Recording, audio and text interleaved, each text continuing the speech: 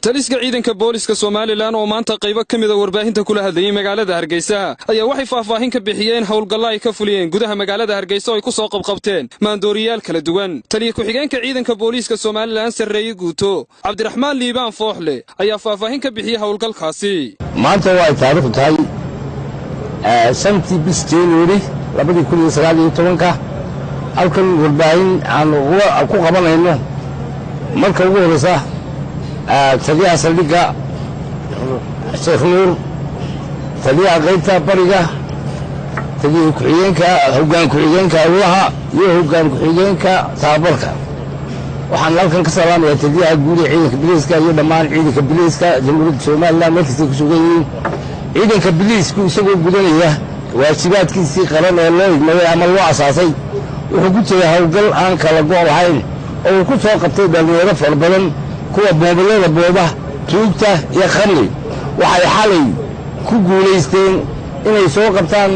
9 kiilo iyo bal xashiisada 9 kiilo iyo bal xashiisada waxaanay ku qabteen gaariga lambarkiisu yahay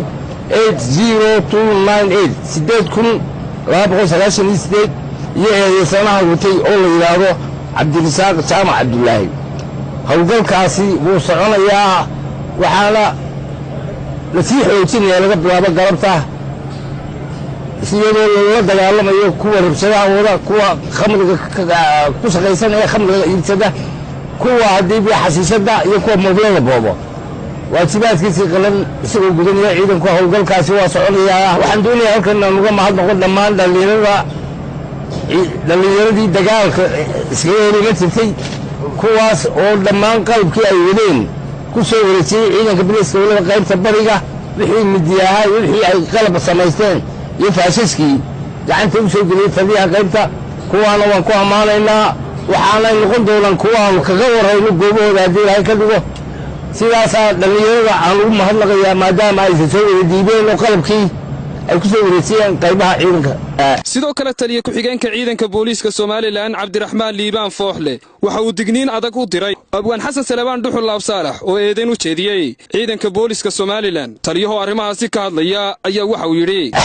waxa idaacadda BBC-da war aansal iyo raatoona lahayn ka sheegay ninka la yiraahdo Laabsaalax kaasoo yidhi waxa dalku ku jira nabadgelyo daro waxaan leeyahay dalka waa nabad dhacdana way dhacdaa ciidanka booliska waajibaadka shaqada ayuu ka qabsadaa dhacdada dowladda Soomaaliland dadkeeda ayay ilaashataa adigu se waxaad u qiildaysaa hawlo adiga ku gaara oo aanay fanaaniinta kale kula qabin waxa kale oo aan kula socotiinaynaa meelaha kale ee aad ku xiran tahay iyo afraadooyinka aad ciidanka booliska u geysatay qoraalkeeda iyo cadeynaheeda waa laga sugayaa fanaaniinta qaranka ammaan bay naga mudan yihiin dhammaantood waxaanay ummadda uga mas-uul yihiin wacyigelinta dadka adigu se waxaad u qiildayaysaa howlahaagii gaarka ahaa hoteelada aad sheegaysa waxa loo maray hoteelada la xelay iyo kuwa habeenkii shaqada laga joojo waxa loo maray sifo sharci ah waxaana qaarkood qaar badan ay dadweynuhu ka soo gudbiyeen qoraallo wasaaradda awqaafta iyo loo soo gudbiyey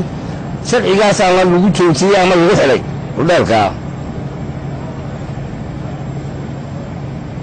wariyaha walaysana waxaan leeyahay waxaad baalmartay